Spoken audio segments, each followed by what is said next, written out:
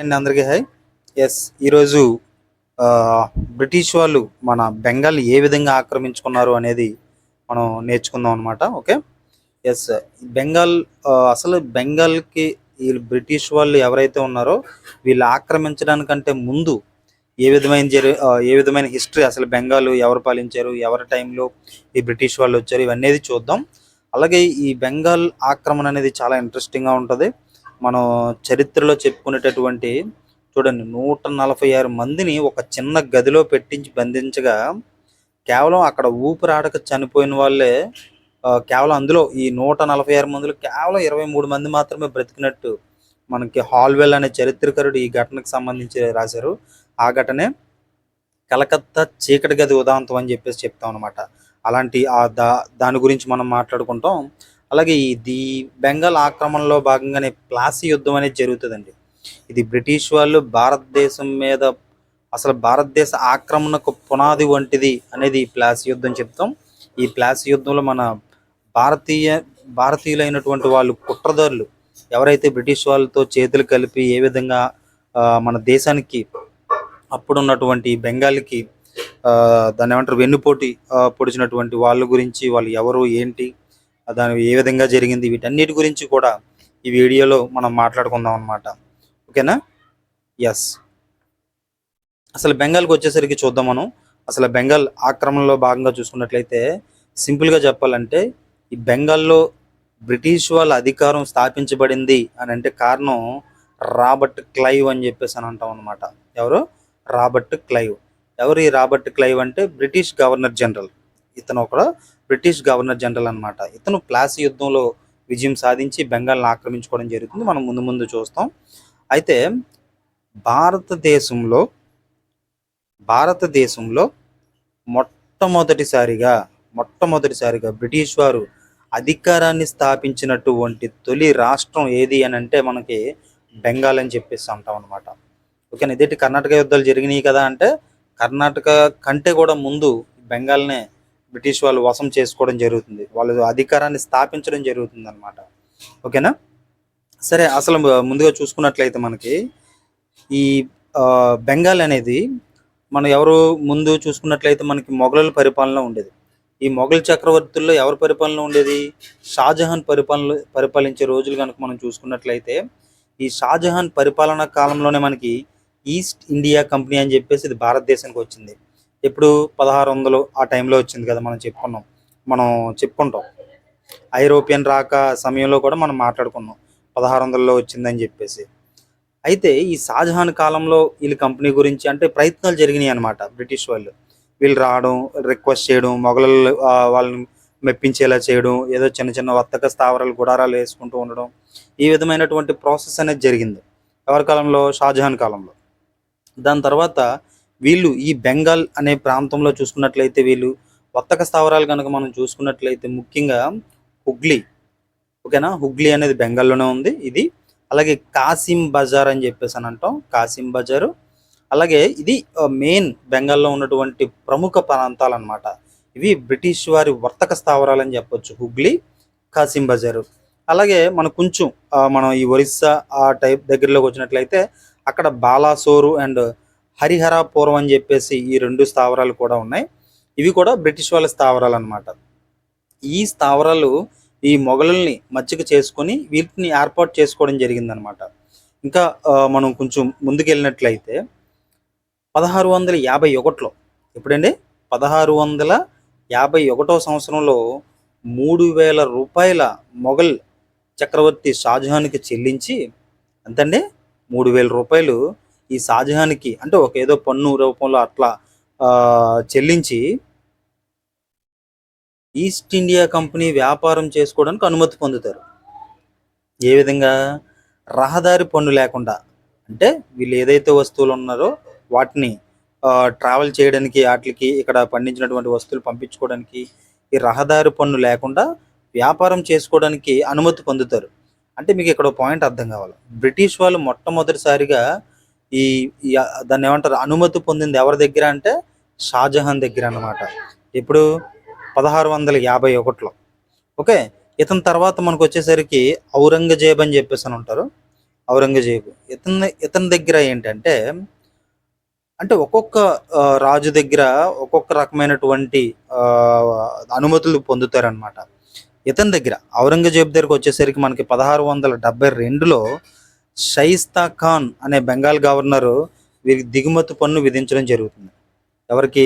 Aurangzeb Bengal governor అయినటువంటి షైస్తా ఖాను వీరికి, అంటే ఈ బ్రిటిష్ వాళ్ళకి దిగుమతి పన్ను, అంటే మీరు ఇక్కడ వస్తువులు దిగుమతి చేసుకున్నారు కదా, సో వాటికి పన్ను చెల్లించాలి అని చెప్పేసి అంటారు. అయితే బ్రిటిష్ వాళ్ళు ఏం చేస్తారు? దీన్ని నిరాకరిస్తారు. నేను దిగుమతి పన్ను ఏంటి, రహదారి లేకుండా పన్ను చెల్లించుకోవడానికి మేము ఆల్రెడీ షాజహాన్కి 3000 రూపాయలు చెల్లించాం అట్లా అని చెప్పేసి వీళ్ళు నిరాకరిస్తారు. అయితే ఈ షైస్తా ఖాన్ ఎవరైతే ఉన్నారో ఈ కంపెనీ అధికారులను, ఈ షైస్తా ఖాన్ అనేవాడు ఎవడు?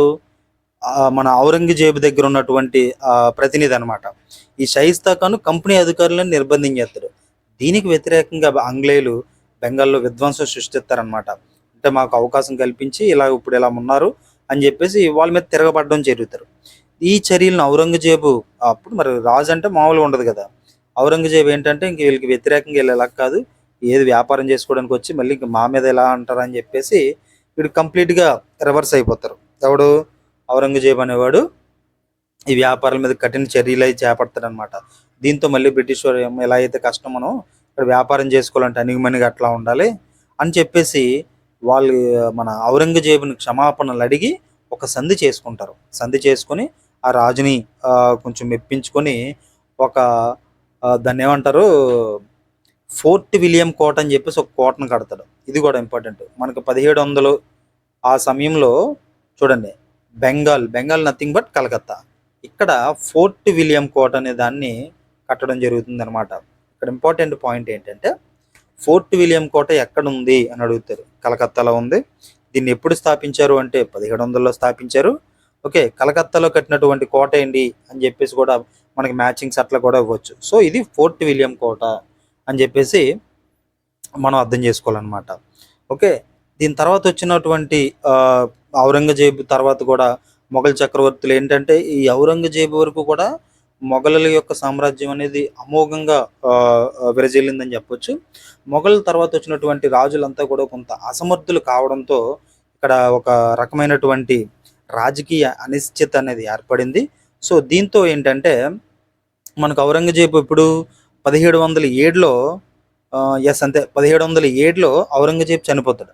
ఈ ఔరంగజేబు 1707లో చనిపోవడంతో ఎవరు మనకి ఈ బెంగాల్ అనేది ఏంటంటే, ఇప్పుడు మనకి నియోజకవర్గాల ఎమ్మెల్యేలు ఉన్నారా, ఆ విధంగా బెంగాల్ అనే ప్రాంతానికి ఒక గవర్నర్ ఉంటాడనమాట. రాజు ఔరంగజేబు అయినప్పటికీ అతని ప్రతినిధిగా ఇక్కడ ఉండేవాడు అనమాట. అతని పేరే ఏంటంటే ముర్షిద్ కూలీ ఖాన్ అని చెప్పేసి అని ఉంటాడు. ఈ ముర్షిద్ కూలీ ఖాన్ ఏంటంటే, ఎప్పుడైతే 1707లో ఈ ఔరంగజేబు చనిపోయాడు, ఇతని తర్వాత వచ్చినటువంటి మొఘల్ రాజుల అసమర్థతని ఆసరాగా చేసుకుని ఇతను స్వతంత్రం ప్రకటించుకుంటాడు. ఎవడు? ముర్షిద్ కూలీ ఖాన్ అనేవాడు. అందుకే ఇతన్ని స్వతంత్ర బెంగాల్ రాజ్య స్థాపకుడు అని ఎవరిని అంటారంటే, ఈ ముర్షిద్ కూలీ ఖాన్ అంటారనమాట. ఎవరంటారు? ముర్షిద్ కూలీ ఖాన్ని స్వతంత్ర బెంగాల్ రాజ్య స్థాపకుడు అని చెప్పేసి అని అంటారు. ఎందుకు? ఇతను స్వతంత్రం ప్రకటించుకున్నాడు కాబట్టి. సో ఇతను ముర్షిదాబాద్, ఈ ముర్షిద్ కూలీ ఖాన్ ఇతని పేరు మీదే ముర్షిదాబాద్ అనే నగరాన్ని నిర్మించి దానిని రాజధానిగా చేసుకొని పరిపాలించడం కూడా జరిగిందనమాట. ఓకేనా? ఇది ఈ ముర్షిద్ కూలీ ఖాన్కి సంబంధించినటువంటి మనం చూసుకోవచ్చు. ఇతని తర్వాత ముస్లింలకు హిందువులకు సమానంగా అవకాశాలు కల్పించడం కానీ, అలాగే విదేశీ వ్యాపారాలు ప్రోత్సహించడం కానీ ఇలాంటివన్నీ చేసుకుంటూ వచ్చాడు. అయితే విదేశీ వర్తక కార్యకలాపాల మీద కూడా వీళ్ళు అంటే విదేశాలకి మనం విచ్చలవిడిగా ఇచ్చేస్తున్నారు, వీళ్ళు మన కంట్రోల్లో ఉండట్లేదు అనే దాన్ని కూడా ఇతను దాన్ని ఏమంటారు పెట్టుకొని వాళ్ళకి సరైన విధంగా, అంటే ఒక కఠినమైనటువంటి ఖచ్చితమైనటువంటి నియంత్రణ పాటించాలనేటటువంటి దీన్ని కూడా పెట్టడం జరిగిందనమాట. దీని తర్వాత మనకి ఫరూక్ సియర్, అంటే ఈ బ్రిటిష్ వాళ్ళకి ఏంటంటే మొఘల్ రాజులు ఫర్మానాలు జారీ చేస్తారు. ఔరంగజేబు కానీ అలాగే ఫరూక్ షియర్ కానీ వీళ్ళకి ఏదో హెల్త్ ఇష్యూ వస్తే ఆ హెల్త్ ఇష్యూను చేసినందుకు వీళ్ళుగా ఫ్రీగా చేసుకుంటారు బాబు అని చెప్పేసి ఫర్మానాలు జారీ చేసేస్తారు. సో ఇది ఈస్ట్ ఇండియా కంపెనీకి సమర్పించినటువంటి ప్రత్యేక హక్కులు ఏవైతే ఉంటాయో కూడా దుర్వినియోగపరచకుండా ఉండాలి అని చెప్పేసి కూడా ఇతను దాన్ని ఏమంటారు చర్యలు చేపడతాడనమాట. ఇది బెంగాల్కి సంబంధించి ముర్షిద్ కూలీ ఖాన్ వరకును. ఇతని తర్వాత ముర్షిద్ కూలీ ఖాన్ తర్వాత గాజా ఉద్దౌలా అని చెప్పేసి, దాని తర్వాత హైదర్ జంగ్ అని, దాని తర్వాత అలీవర్ధన్ అని, అలీవర్ధన్ తర్వాత సిరాజుద్దౌలా, మనకి సిరాజుద్దౌలా తర్వాత మీర్ కాసిం. ఈ పేర్లు బాగా గుర్తుపెట్టుకోండి. సిరాజుద్దౌలా, మీర్ కాసిం వీళ్ళు మనకి నెక్స్ట్ ప్లాసీ యుద్ధంలో ఈ క్యారెక్టర్లు చాలా ఉపయోగపడతారనమాట. సో ఈ పేర్లు గుర్తుపెట్టుకోండి. అంటే ఇలా ఆర్డర్ క్రమం అనమాట. కూలీ ఖాన్ ఎప్పుడైతే చనిపోయాడో దాని తర్వాత గాజుద్దౌలా వస్తాడు, దాని తర్వాత హైదర్ జంగ్ వస్తాడు, తర్వాత అలీవర్ది ఖాన్ అని చెప్పేసి ఇలా రావడం జరుగుతుంది అనమాట. ఓకేనా. ఇది అయితే మనకి బీహార్లో డిప్యూటీ గవర్నర్గా ఉంటాడనమాట ఈ అలీవర్ది ఖాన్. ఇతను ఏం చేస్తాడు, హైదర్ జంగ్ అనే వాడిని చంపేసి బెంగాల్ని ఆక్రమించుకుంటాడు. హైదర్ జంగ్ ఎవడు, షాజుద్దౌలా కొడుకు, అంటే వారసుడు అనమాట. అదవుతుందా అది. సో ఈ అలీవర్ది ఖాన్ సమయంలో ఏంటంటే దక్షిణ భారతదేశం కర్ణాటక యుద్ధాలు ప్రారంభమవుతాయి. ఈ అలీవర్ది ఖాన్ సమయంలోనే మనం కర్ణాటక యుద్ధాలు చూసాం కదా, అవి ప్రారంభం అవుతాయి అన్నమాట. సో ఈ 1756 ఆ సమయంలో అలీవర్ది ఖాన్ చనిపోతాడు. ఇంకెవరున్నాడు, ఆడు కొడుకు అయినటువంటి సిరాజుద్దౌలా వస్తారనమాట. ఇక్కడ నుంచి మనకి ఇంపార్టెంట్ ఇదంతా కూడా బ్యాక్గ్రౌండ్. ఇప్పుడు నేను చెప్పిన స్టోరీలో నుంచి పెద్దగా మన కాంపిటేటివ్ ఎగ్జామ్కి సంబంధించి బిట్లు రాకపోవచ్చు మేబీ ఈ స్టోరీ బ్యాక్గ్రౌండ్ స్టోరీలో. ఇక్కడ నుంచి కానీ ఇంపార్టెంట్ అనమాట. ఓకేనా. ఇది జస్ట్ మీకు వాట్ ఈజ్ వాట్ అని తెలుసుకోవడానికి మాత్రమే ఇది ఉపయోగపడుతుంది. ఓకే, సిరాజుద్దౌలా వచ్చాడు కదా. ఈ సిరాజుద్దౌలా ఎవరంటే ఈడి అసలు పేరు ఏంటంటే మీర్జా మహమ్మద్ అని అంటారు. ఏం పేరండి, మీర్జా మహమ్మద్. ఎవరు మీర్జా మహమ్మద్ అని అంటే మనం ఆల్రెడీ చెప్పుకున్నాం, అలీవర్ది ఖాన్ మరణించడంతో ఈ సిరాజుద్దౌలా వచ్చాడని చెప్పేసి. ఇతను అలీవర్ది ఖాన్ 3వ కుమార్తె కొడుకు. ఎవరు ఇతను, అలీవర్ది ఖాన్ ఉన్నాడు కదా, అతని 3వ కుమార్తె కుమారుడు అనమాట, అంటే కూతురు కొడుకు. అలీవర్ది ఖాన్ తర్వాత ఈ సిరాజుద్దౌలా పట్టాభిషేకం చేసుకుంటాడు. ఈ పట్టాభిషేకాన్ని బ్రిటిష్ వాళ్ళు ఒప్పుకోరు. ఎందుకు అని అంటే బ్రిటిష్ వాళ్ళు ఏంటంటే ఇతని యొక్క పట్టాభిషేకాన్ని యాక్సెప్ట్ చేయరనమాట, వీళ్ళు వ్యతిరేకిస్తారు. అందుకే ఇతన్ని the last independent Nawab of Bengal అని కూడా అంటారు. ఏమంటారు, the last independent Nawab of Bengal అని చెప్పేసి, అంటే స్వతంత్ర బెంగాల్కి లాస్ట్ చక్రవర్తి సిరాజుద్దౌలా అని చెప్పేసి అని అంటారు. ఓకే, ఇక్కడ వరకు క్లియర్ కదా. సో మనం చూసుకున్నట్లయితే మరి బ్రిటిష్ వారి ప్రధాన వర్తక స్థావరం ఏంటి, కలకత్తా. ఈ ప్రధాన వర్తక స్థావరం కలకత్తా ఈ ప్రధాన వర్తక స్థావరంగా ఉంటుంది. వీళ్ళు మామూలు దాన్ని ఏమంటారు వర్తక కేంద్రాలు, వాణిజ్య కేంద్రాలు అట్లా అయితే మనకు హుగ్లీ, కాసిం బజార్ అని చెప్పేసి ఉంటాయన్నమాట. అయితే ఇక్కడ మనం అక్కడ 3వ ఆంగ్లో కర్ణాటక యుద్ధం జరుగుతుంది కదా దక్షిణ భారతదేశంలో. అట్లా అప్పుడు బ్రిటిష్ వారికి ఫ్రెంచ్ వారికి మధ్య దాన్ని ఏమంటారు యుద్ధాలు జరుగుతుంటాయి. ఫ్రెంచ్ వారి వర్తక స్థావరం వచ్చేసరికి చంద్రనాగూరు, బ్రిటిష్ వాళ్ళది కలకత్తా. ఇక్కడ ఏం జరుగుతుందంటే ఈ బెంగాల్లో బ్రిటిష్ వారు మరియు ఫ్రెంచ్ వారు తమ స్థావరాల చుట్టూ ఒక రక్షణ గోడలు కట్టుకుంటారు. అంటే ఏదైతే వాణిజ్య కేంద్రాలు ఉన్నాయో దాని చుట్టూ రక్షణ కేంద్రాలు నిర్మించుకుంటారు. దీనికి సిరాజుద్దౌలా వ్యతిరేకిస్తారనమాట. బాబు మీరేంటి, మీరు అసలు గుడారాలు వేసుకుంటానన్నారు, చిన్నగా వ్యాపారాలు చేసుకుంటానన్నారు, మీరేంటి చూస్తుంటే పెద్ద పెద్ద కోటలు కడుతున్నారు, ఏంటి మీరేంటి, అసలు మీరు దేనికి వచ్చారు ఏంటి అని చెప్పేసి సిరాజుద్దౌలా ఈ వెంటనే మీ ఆ నిర్మాణాలు ఆపివేయాలి అని చెప్పేసి ఆజ్ఞ జారీ చేస్తారు. దీనిని పట్టించుకోకుండా ఈ ఫ్రెంచ్ వారు ఏంటంటే మన వాళ్ళు ఏమంటారు వీళ్ళ రాజ్యంలోనే మనం బతుకుతున్నాం, ఆ రాజు అనుమతితో మనం చేస్తాం కాబట్టి వాళ్ళు అంగీకరిస్తారు. కానీ బ్రిటిష్ వాళ్ళు దీన్ని వ్యతిరేకిస్తారనమాట. వ్యతిరేకించడంతో సిరాజుద్దౌలా ఫుల్గా మామూలుగా ఉండదు, అది ఫుల్ కోపం వచ్చి కాసిం బజార్ మీద దాడి చేసి 146 మందిని, ఎంతమందిని 146 మందిని ఒక చిన్న చీకటి గదిలో పెట్టేసి బంధించేస్తాడు. ఈ ఒక చిన్న చీకటి గదిలో బంధించేసరికి ఏంటంటే అక్కడ అంటే వాళ్ళు ఊపిరాడక, ఆ గదిలో ఊపిరాడక చనిపోయి కేవలం 23 మంది బతుకుతారు. ఇలా ఈ సంఘటన ఎవరు చూసారు, మరి నువ్వు వెళ్ళి చూసావా అంటే కాదు, అక్కడ హాల్వెల్ అనే ఒక చరిత్రకారుడు దీన్ని వివరించాడు అనమాట, ఇలా జరిగింది అని చెప్పేసి. ఇప్పుడు చూడండి, ఇక్కడ టూరిస్ట్ ప్లేస్లకి వెళ్ళి జరిగిన విషయాలు ఇప్పుడు ఎలా వీడియోల రూపంలో చేస్తున్నారో ఆ టైంలో ఏంటంటే బుక్లో రాసుకునేవారు. ఎక్కడికైనా జరిగినప్పుడు అక్కడ ఉన్నటువంటి జరిగిన సంఘటనలు వాటిని టూరిస్ట్ ప్లేసుల్లో మాదిరిగా ఇలా రాసుకునేవారు. అలా హాల్వెల్ రాసినటువంటి దాంట్లో ఇది బయటపడింది అనమాట. ఓకేనా. దీంట్లో మనం చూసుకున్నట్లయితే ఈ సిరాజ్ ఉద్దౌలా ఫోర్ట్ విలియంని ఆక్రమించింది ఎప్పుడు అని అడుగుతాడు. ఇది ఇంపార్టెంట్. 1756 జూన్ 20న ఇది ఈ కోటను ఆక్రమించుకోవడం జరుగుతుంది అనమాట. సిరాజ్ ఉద్దౌలా ఫోర్ట్ విలియం కోటను ఎప్పుడు ఆక్రమించుకున్నాడు? 1756 జూన్ 20. ఈ డేట్ చాలా ఇంపార్టెంట్, గుర్తుపెట్టుకోండి. 1756 జూన్ 20. మరి అసలు విలియం కోటని స్థాపించింది ఎప్పుడు? ఫోర్ట్ విలియం కోటని అంటే 1700 సంవత్సరంలో స్థాపిస్తారు. ఓకేనా. ఇక్కడ వరకు క్లారిటీ కదా. సో ఇక్కడ మనం ఒక ఒక గొప్ప సంఘటన గురించి మనం చూద్దాం. ఇదే కలకత్తా చీకటి గది ఉదంతం అని చెప్పేసి చెప్పుకుంటాం కదా, ఇదనమాట. అయితే 1756లో సిరాజుద్దౌలా ఆంగ్లేయులటు ఈ ఏదైతే కోట నిర్మించుకున్నారో ఈ వర్తక స్థావరమైన కాసిం బజార్ని ముట్టడించి కలకత్తా మొత్తాన్ని, ఈ కోటనది మొత్తం బయట తోలేసి కలకత్తాను ఆక్రమించుకుంటాడు అనమాట. ఆక్రమించుకొని మనం ఆల్రెడీ చెప్పుకున్నట్టు ఈ 146 మందిని కూడా బంధించేసి అందులో ఉంచేస్తారు. ఈ ఘటన చాలా మన చరిత్రలో ఒక దాని ఏమంటారు మరుపురాని ఘటనగా కూడా చెప్తారు. దీన్నే కలకత్తా చీకటి గది ఉదంతం అని కూడా చెప్పడం జరుగుతుంది అనమాట. అయితే కలకత్తా ఆక్రమణ తర్వాత సిరాజుద్దౌలా కలకత్తాకు పెట్టిన పేరు ఏంటంటే ఆలీసాగర్ అనే పేరు పెడతాడు. ఏం పేరు? ఆలీసాగర్. అంటే ఇలా అడగొచ్చు, ఆలీసాగర్ అని ఏ పట్టణాన్ని అంటారు లేదా ఏ ప్రాంతాన్ని అంటారు అని అనొచ్చు. కలకత్తా అనమాట. కలకత్తాకు మరొక పేరు. అప్పట్లో సిరాజుద్దౌలా కలకత్తాకు పెట్టిన పేరు ఏంటి అని అంటే ఆలీసాగర్ అని చెప్పేసి అని అంటారు. కలకత్తాకు నియమించబడినటువంటి పాలకుడు ఎవడు అని అంటే మాణిక్ చంద్. ఎవడండి? మాణిక్ చంద్. అంటే ఈ కలకత్తా ఉదాంతం ఏదైతే జరిగిందో దీని తర్వాత ఈ కలకత్తాకి ఒక గవర్నర్గా, లేదా దాన్ని ఏమంటారు, గవర్నర్ అని అనకూడదు, జస్ట్ పాలకుడిగా, అంటే అతని తరపున ఒక పాలకుడిగా నియమించింది ఎవరినంటే మాణిక్ చంద్ అనేవాడిని పాలకునిగా నియమిస్తారనమాట.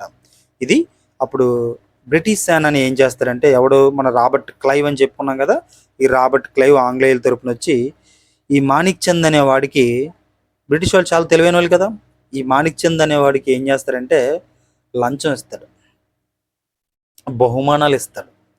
అంటే ఏదో ఒక రూపంలో బహుమతులు, లంచాలు ఇవి ఇచ్చి వీన్ని లోపరుచుకొని మళ్ళీ కలకత్తాని బ్రిటిష్ వాళ్ళు పునరాక్రమిస్తారు అనమాట. బ్రిటిష్ వాళ్ళు తిరిగి ఆక్రమించుకుంటారు. ఇంకా సిరాజుద్దౌలా బ్రిటిష్ వారితో ఇల్లు అంటే తగ్గినట్టుగా తగ్గి ఆలీసాగర్, ఏదండి అలీనగర్ సంధి అని చెప్పేసి, ఓకే, అలీనగర్ అంటే కలకత్తా సంధి, లేదా అలీనగర్ సంధి, లేదా అలీసాగర్ సంథింగ్, అలీనగర్ సంధి చేసుకుంటారు అనమాట. అంటే ఒక సంధి చేసుకుంటారు, అలీసాగర్లో ఒక సంధి చేసుకుంటారు. ఇలా మా తప్పు అయిపోయింది అట్లా ఇది అని చెప్పేసి వీళ్ళు లొంగినట్టు, అంటే తగ్గి సంధి చేసుకుంటారు అనమాట. ఓకే. అంతవరకు ఈ బ్రిటిష్ వారి ఆధీనంలో ఉన్నటువంటి ప్రాంతాలు ఏవైతే ఉన్నాయో వాటిని ఒక హక్కుగా గుర్తిస్తారు. మా ప్రాంతాలు ఏంటి అని చెప్పేసి వాళ్ళతో సంధి చేసుకుని ఈ ప్రాంతాలు మావి అన్నట్టుగా ఒక హక్కుగా గుర్తిస్తారనమాట.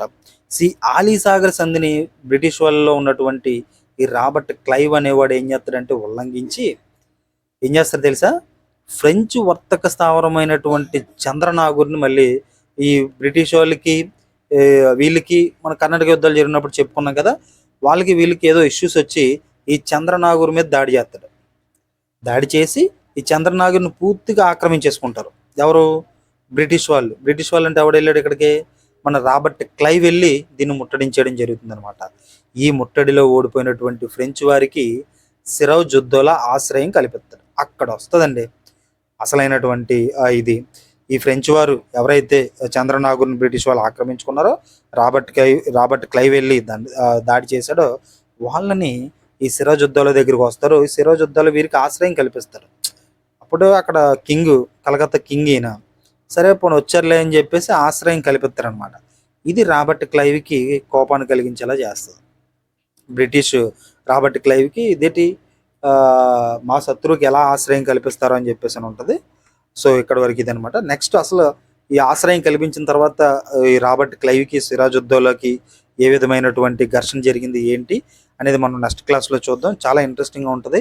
ఈ ప్లాసీ యుద్ధం అనేది నెక్స్ట్ చెప్పబోయేటటువంటి ప్లాసీ యుద్ధం అనేది మన భారతదేశానికి బ్రిటిష్ వాళ్ళు అంటే ఒక గట్టి పునాదులు వేయడానికి కారణమైనటువంటి ప్లాసీ యుద్ధం కోసం మనం నెక్స్ట్ క్లాస్లో చూద్దాం అనమాట.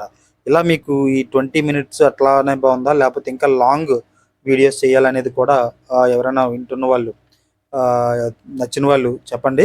వీలైతే లాంగ్ ఒక హాఫ్ అన్ అవర్ అట్లా చేయడానికి కూడా ట్రై చేస్తాను. ఇవి మీకు అసలు ఉపయోగపడుతున్నా లేదో కూడా ఎవరైనా వినేవాళ్ళు సరే కామెంట్ చేయండి, చివరి వరకు చూసిన వాళ్ళు. Thank you.